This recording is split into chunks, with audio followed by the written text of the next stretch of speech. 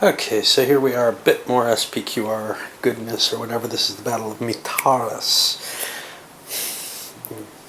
Actually, the one listed on the map. What we have is a situation of fairly large armies here. This is Hasdrubal, I believe. I hope. It might not be. I might have screwed that up and got... Yeah, Hasdrubal Barca. Now, the ratings for the Hasdrubal Barca counter are higher than the ratings for this scenario, which is from Console for Rome. However, I'm going to use the standard Hasdrubal Barca counter that came out somewhere, I don't know where, with its somewhat higher strategic rating. Otherwise, I think it's probably the same. He's come up from Spain to help his, I think, brother, Hannibal, and has just marched probably over the Alps, and he's facing, let's see, Livius and Porcius, who Livius is one of the two consuls. Well, the second consul is Nero, who snuck away with his forces and forced marched up through Italy in order to bring maybe half his double consular legion forward. And he's facing the combined forces here, Livius, or he's got the combined force of Livius and Porcius that had been separated as well, and is facing a fair size but not terribly huge Carthaginian force, which is divided up and sitting on fairly good terrain. Now you can see the Romans are fairly densely positioned. There's also, for example, the Triari line and the Velite line up here of the one army. Well, those are lacking, and we have a sort of a limited force for Nero's army, or armies. But we do have pieces of, 1, 2, 3, 4, 5, 6 different double legions in place here. So that's a fairly big force here.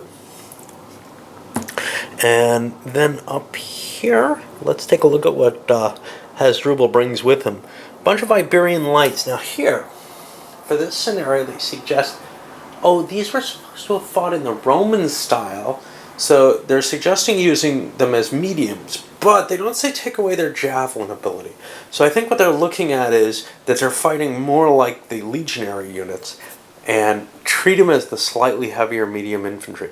I'm not sure this is an advantage. Those Iberian lights tend to be pretty good, and making them heavier may not really give them a significant advantage, but it does allow them to actually engage directly with the Romans. So I'll try to do that if I can remember. We also have these Brutium heavies, and those are, well, heavies are unimpressive. They're a little sturdier than mediums maybe, but not tremendously. And usually the speed is a penalty for them. These probably nothing too exciting. And we've got a bunch of different allied Italian forces, medium infantry. Got some of the Balearic slingers that I have no idea what to do with. Some more up here, kind of spaced in. And then we have the Celtic infantry, medium infantry. Again, I think this is supposed to be North Italian allies rather than, your Gallic Celts, who wouldn't really be Gauls, would they? I don't know. Anyway, what's weird about these in particular is they were apparently too drunk or unwilling to fight to really have a good effect on the battle, and actually Hasdrubal's put them back here behind this ridge line here. Let's see what that is. Steep slope. Now, steep slopes are an impressive defensive factor. If I can find them. First of all, you get multiple level bonuses if that's in play. For example, going up here, or down here. Whoa, that steep slope's going the other way. That steep slope's going downward. So that's not actually their advantage. The way they stated it made it sound, in the rules, made it sound like they're in some kind of really safe terrain. They don't look like it to me. It looks like these guys are in the safe terrain, way up here on the top of the mountain. And it is stated that they're there on the top of the hill. However, maybe coming through the marsh or whatever was seen as too dangerous. What historically happened, according to them, is that Nero's force countermarched across here and came around to the other flank. I don't think we're going to see that, because I'm not really thrilled with that level of repositioning, among other things. And also, I see no reason not to hit the Celts. Now, why would you not want to hit them? Well, they have rules to indicate that they maybe aren't as unready to fight as they actually seem to have been from the fight, from the actual combat. However, they won't actually come into the battle. You can kind of march in front of them without them moving. They're not going to come engage until the Romans get within, I think, 7 hexes. And then they've got to start checking for their reliability. The historical rule makes them particularly unavailable. But I think I'm probably going to attack them, which is completely against what the description of the battle is in actuality. Mainly because, hey, I got a lot of Roman troops here. And yes, I may have trouble getting up that hill, but this army might as well, instead of trying to crack an outflank here, might as well pull it this way and maybe send these two in 2 different directions, one this way and one coming that way. I just think that it's more likely that I can collapse this flank and then come from behind. What about the points here? Regular tactical quality. Rome has to take 280 to lose. Carthage only has to take 145. Obviously, they have a smaller army, but they've got the defensive terrain. We'll see how it all works out. I guess I'll start. And something I forgot to mention right off the bat. These Roman commands are sort of individual. Porcius is under Livius, so his command is all unified. But over here, Nero's command is not. He's got to kind of keep his own little line. Now, for what it's worth, Livius, though, Porcius, has a similar ability to Livius or to Nero in terms of commanding his line. He can command this as an individual force, but he's also under Livius. They can integrate as well.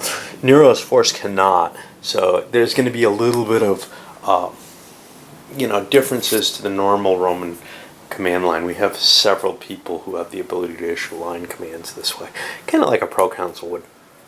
All right, so one of these prefects marched forward with the first line and the legionary Hastati, and forward as much as he could, and then the Numidians came in and crushed one of the Velites to open things up in, kind of the traditional fashion. Well, now the Roman cav is free to hit, but I've got these other prefects Sacorum to move forward before I can really grab my cav into play over there on the left flank.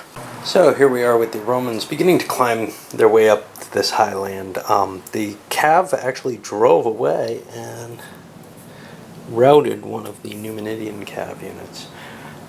So the Numidians are probably going to want to pull back and try to rally that.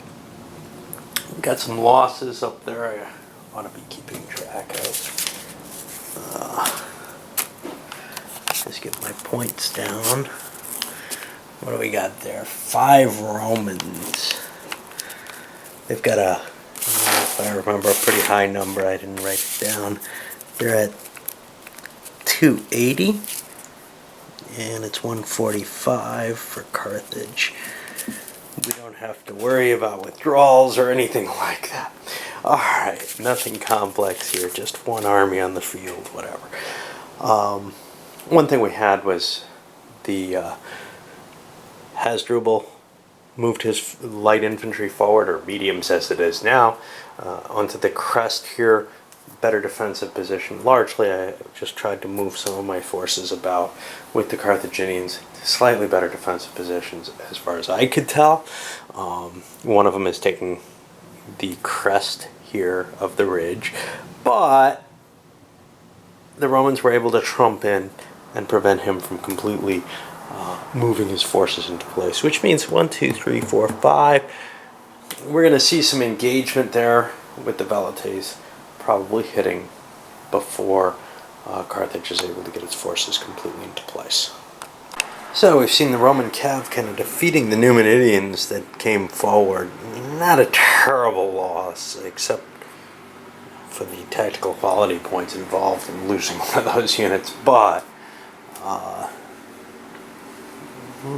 I mean, it's not a big loss in terms of the tactical significance, because they really weren't going to make a major factor in this battle, I think. There's just not a lot of cav for the Carthaginians. The Romans actually outnumber them slightly in cav, and it would have been interesting, though. I was kind of hoping to knock the Roman cav out and harass the line, as I'm used to doing with Numidians. There just weren't enough to cause the damage that I'm used to. They were outnumbered, and numbers tell, actually.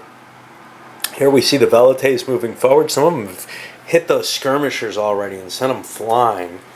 Not a lot more going on there. Moving forward, continuing to move in an oblique here. You'll notice, as is my usual want, I haven't been flipping all the counters. I don't want to do that. I'm just flipping the leaders and kind of saying, they've moved enough. All right. So I'll keep up with that. The Romans are going to be moving forward with their main units at this point. And as the Carthaginians took their turn against the Romans, they used Mago here, charged the elephants back and did some rallying. The elephants broke a couple of the Velites, and then on a momentum roll, double nines, die roll of doom. Bang, turnover. So here's what we got. The Numidians running for the hills. The Romans succeeded in their advance so far without getting challenged. The Carthaginians weren't really able to do anything in reaction to this move forward. However, the Romans moved as far forward as they might have, but you might have seen some recuperation, some rallying over here, had they been given the chance. On the other hand, this has prevented Carthage from moving its forces about. And they don't have an elite leader. They can't just jump in and say, I'm taking a move to make sure that I take that highland. It's just not going to happen. All right, I'm going to send this one up and start a new one.